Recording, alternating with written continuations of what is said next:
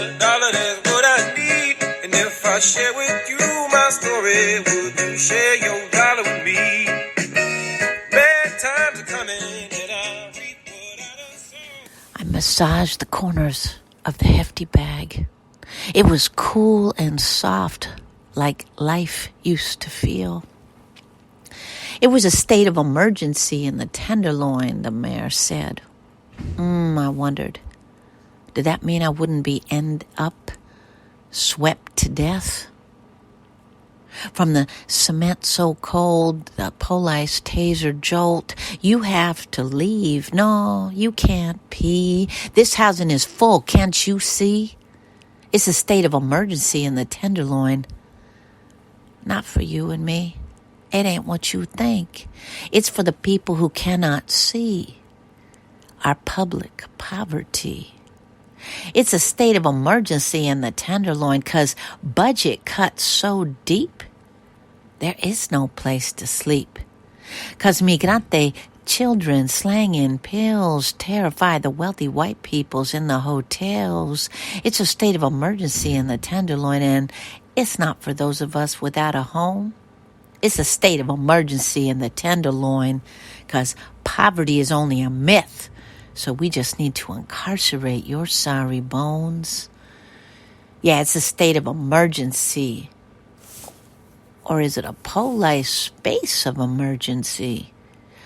I hold on to the edges of a wet, hefty bag, pretending it's nothing, instead of everything I even have. I look up, my eyes weary. I drink my daily dose of no's, and we can't, and there is no shelter bed, and no, you can't stay here if you can't pay the increased rent. No, you can't sleep in that tent. No, you can't stop here. We don't care how wet you are. My mouth can't edge into a scream. States of daily emergency is my everyday reality. The attempt to be okay, to make it, or even to stay, was swept along with everything I kept. I'm a victim of the war on the poor, and I'm working so hard to silence the PTSD terrors of this state of emergency, my houseless body horror.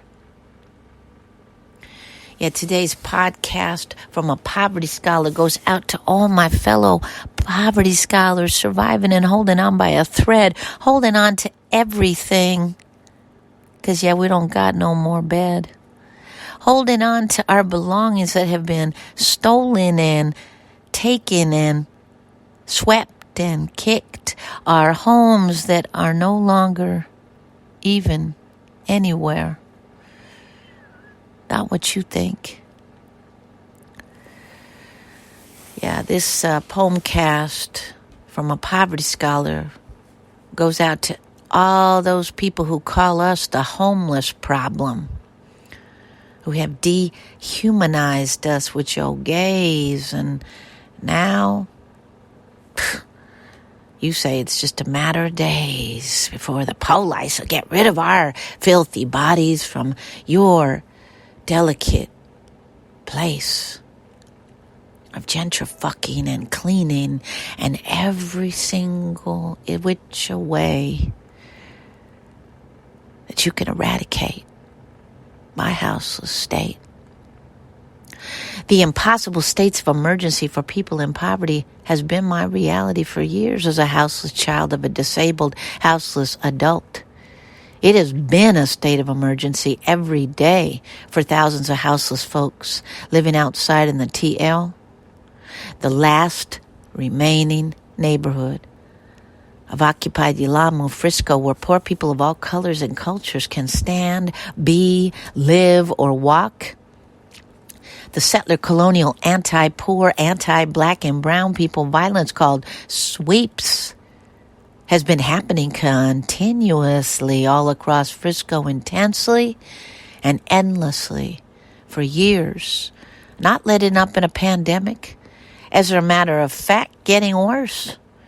In most areas of the Mission, Raza elders of that community who have lived there for years can't even sit down without being seen or told to move. I know that listeners have watched our Ruthless radio and listened to the fellow warriors speak for themselves, not more about us without us. Shelter-in-place mandates be damned. This politrickster mayor has not let up her assault on our poor bodies. Shelter-in-place motels, where we actually got warm and free from addiction and mental health, i.e. actual roofs and warm beds and dry blankets that were begrudgingly granted and then slowly but surely seeped away while sweeps of tents and belongings continued. So let's get it real. This state of emergency that this politrickster has called is and has never been for poor people. It is for everyone else who doesn't want to see our poverty in public on this occupied indigenous streets where they live. The state of emergency is bringing at least 80 more PoLice overseers to an area already over PoLiced. And those of you who don't know, just take a gander at the TL because they already there. This Ruthless radio facilitator and reporter have sat with countless elders and folks who've already been swept, whose tents have already been stolen, whose lives have already been threatened, jail or treatment, they say.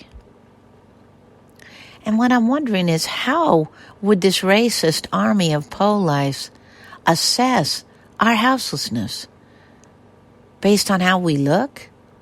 This also move includes harassing street vendors. My mama and I literally survived on our street sales as vendedores, like poor families all over Mama Earth do. And to say that, well, that means selling drugs.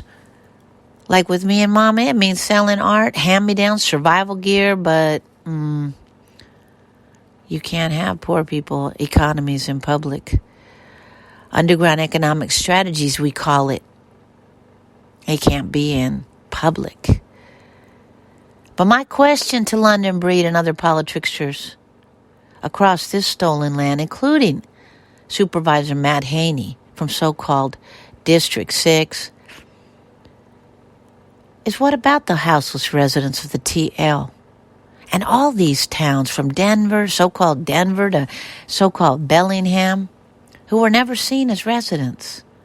We are pathologized and dehumanized and only viewed as a thing, the homeless problem. And in so doing, we are silenced forever. So my challenge in this poemcast, as a formerly houseless child and single mama who was also houseless again, is not to rant. There is no more time for that. It is to demand the meeting promised to us at Poor Magazine when we did the Stolen Land Hoarded Resources on tour through the TL in November of 2020, when Mayor Breed launched her all-out assault with a private security force. We proposed a land-back proposal so houseless San Francisco relatives could build our own solutions like we're doing right now with homefulness. Now, we don't want more open-air prisons, a.k.a. people cages. We don't want more temporary shelter beds. But most of all, we don't want, need, or desire more PoLice. Yeah, because like this poverty scholar always has said, no matter how many times you sweep me, study me, or jail me, it don't give me a home. Well, let me tell you something. All that glitters ain't gold.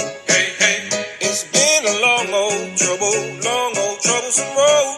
And I'm looking for somebody come and help me carry this load.